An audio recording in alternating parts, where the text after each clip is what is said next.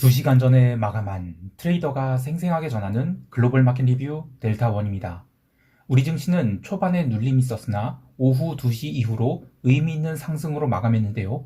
해외 시장 또한 리스크 온이 흐름이 이어지며 나스닥 선물은 신고가를 갱신했습니다. 위험 자산에 대한 훈풍이 언제까지 이어질지, 특히 우리 증시에 강하게 유입되는 프로그램 차익 매수가 언제까지 들어올 것인지, 또 어떻게 청산될 것인지에 대해서도 이야기해 보겠습니다. 참고로 2024년도부터는 네이버 프리미엄 콘텐츠에도 델타원 글로벌 매크로 트레이딩으로 당일 스크립트를 발행하기로 계약을 했어요. 더 자세한 것은 향후 공지하기로 하고, 자, 오늘이 시황 아시아 세션부터 시작하도록 하겠습니다. 우리 증시는 갭 상승 출발 후에 외국인들이 바로 선물을 누르면서 지수가 또 눌리는 것은 아닌가 하는 우려를 갖게 했는데요.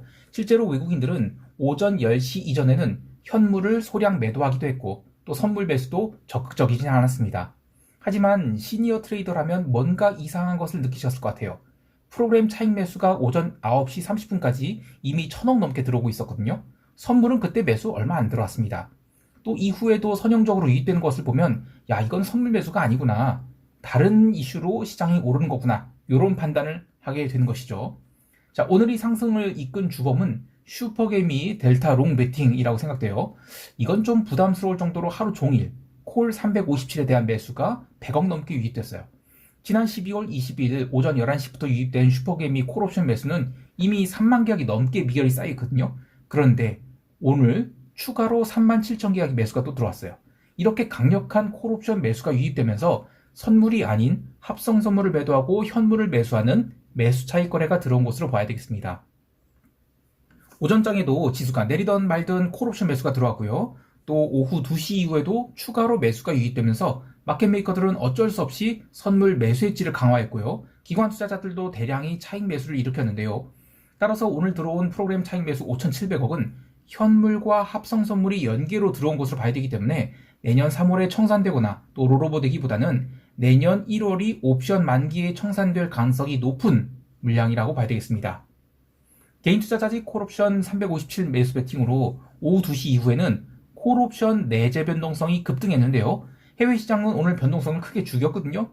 근데 우리 시장은 콜 베팅으로 변동성이 살아났죠. 그래서 우리 시장은 이길 초반에 스퀴즈 형태의 급등을 줄 가능성이 있다라고 보고 있습니다.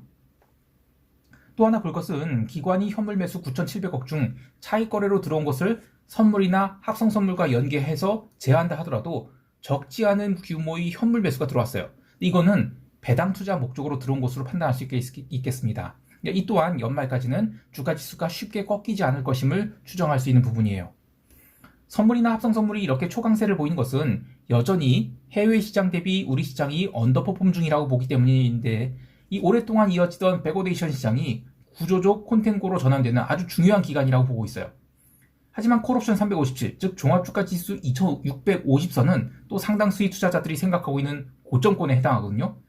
그리고 무려 8만 6천 계약이나 존재하는 이 어마어마한 미결제 약정을 극복하고 시장이 올라서게 될지, 이거는 아직 궁금합니다.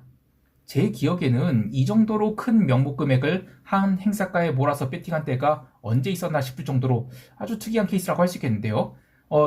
파이썬 좀 하실 수 있는 분들은 아래 검색식을 이용해서 코딩을 해보시면 좋을 것 같아요.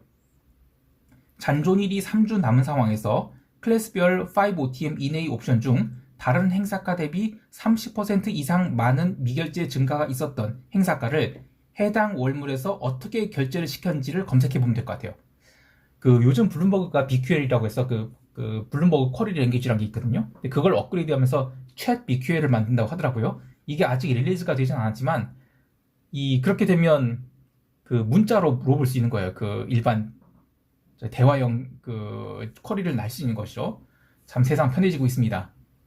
자, 연일 강세로 들어오고 있는, 연일 강세가 지속되고 있는 선물 베이스 있으지만, 오늘은 개인이 콜옵션 대장 매수 때문에 외국인들이 선물 엣지가 약 4천억 정도 들어온 거고, 외국인들이 의미 있는 투기적 선물 매수는 아직은 없었다고 봐요. 근데 아무래도 어제 홍콩 시장이 노는 날이었죠. 아시아 주식 헤드쿼터가 있는 홍콩이 노렸기 때문에 적극적인 롱배팅은 없었다, 이렇게 보는데, 그래도 선물 미결제 약정 오늘 6천 계약 쌓였어요. 그래서 이제 3월물 선물 미결은 28만 계약을 넘기게 된대요. 아직도 갈 길이 많습니다. 미결 30만 개가 넘길 때까지는 그냥 계속해서 롱 방향이 유리하다라고 보고 있습니다. 옵션 시장을 좀 더 보면 시장 참여자들은 계속해서 롱 방향에 대한 베팅을 강화하고 있어요. 휴일간 별다른 이슈가 발생하지 않으면서 풋 클래스에 대해서 높은 델타 절대값을 가진 옵션들을 부지런히 찍어내면서 델타의 상방을 쫓아가기 시작하는 것 같은데요. 물론 이번 물의 특징인 콜 클래스 내에서 델타 헤징에 집중하는 모습을 비하면 풋 클래스의 델타 헤징은 지금 미미한 수준이죠.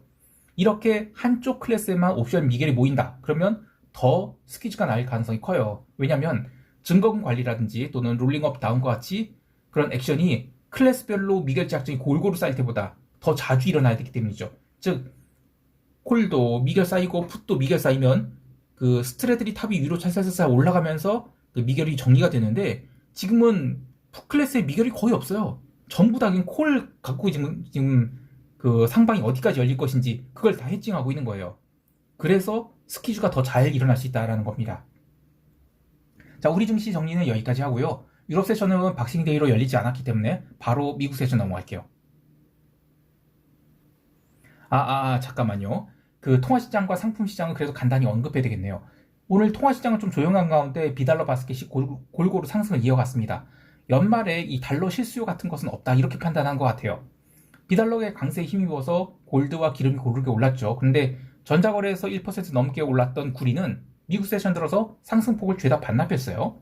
또 기름 또한 현물 마감 15분 남겨놓고 차익 실현 나오면서 고점에서 1% 넘게 조정을 받았는데요. 그런데 지금 브렌트 기름을 80달러 이상으로 올려놓은 것만으로도 시장은 리스크 온이 영향을 충분히 받았다라고 봐요.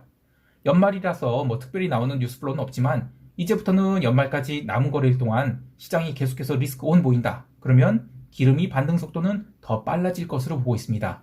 자, 이제 바로 미국 세션 넘어갈게요. 미국 지수 선물은 화요일 아침 CME 전자거래가 시작되면서 갭 상승 출발한 등 시장이 강세 흐름을 지속한 모습을 보였어요. 실제로 낙스닥 선물은 아시아 세션 오전장에서 CTA들이 조심스럽게 롱을 쌓기 시작했죠. 그래서 아시아의 오후 5시경 그때는 이제 지난주에 기록한 고점권인 나스닥 17,035포인트까지도 올랐어요. 본장 개장 후에 나스닥과 러셀 매수 또 들어오기 시작했죠. 그러면서 지수는 조심스럽게 상승을 시작했는데요. 초반에는 그래도 변동성 선물이 15포인트 이상이었어요.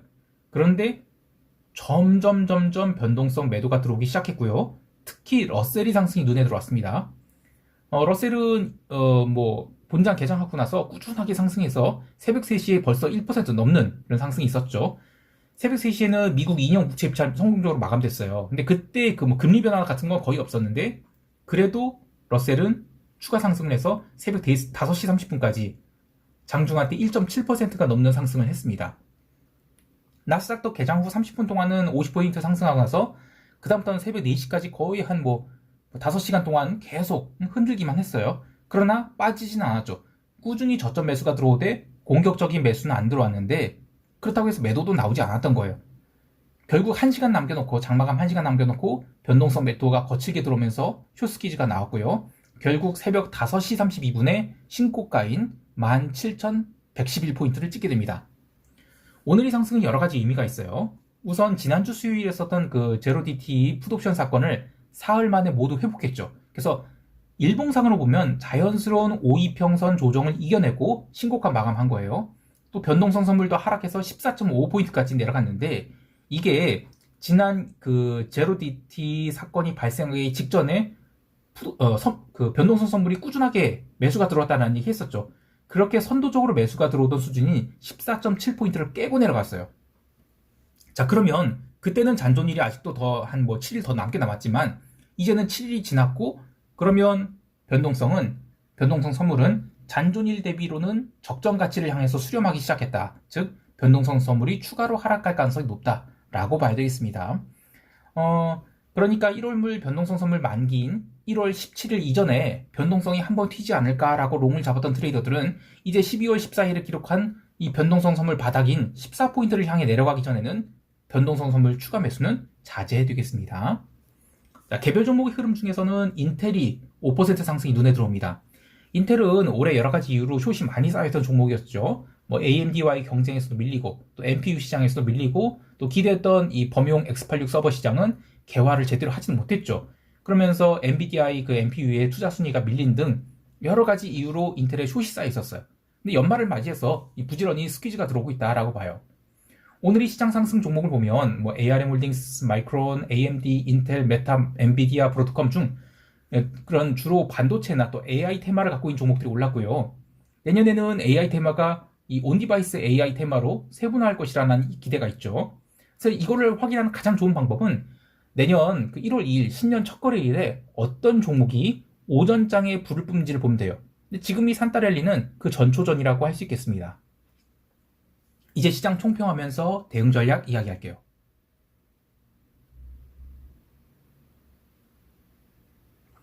우리 증시는 야간 선물 시장이 열리지 않았지만 나이스에서 거래되는 한국물 ETF인 EWY가 0.46% 상승 마감했는데요.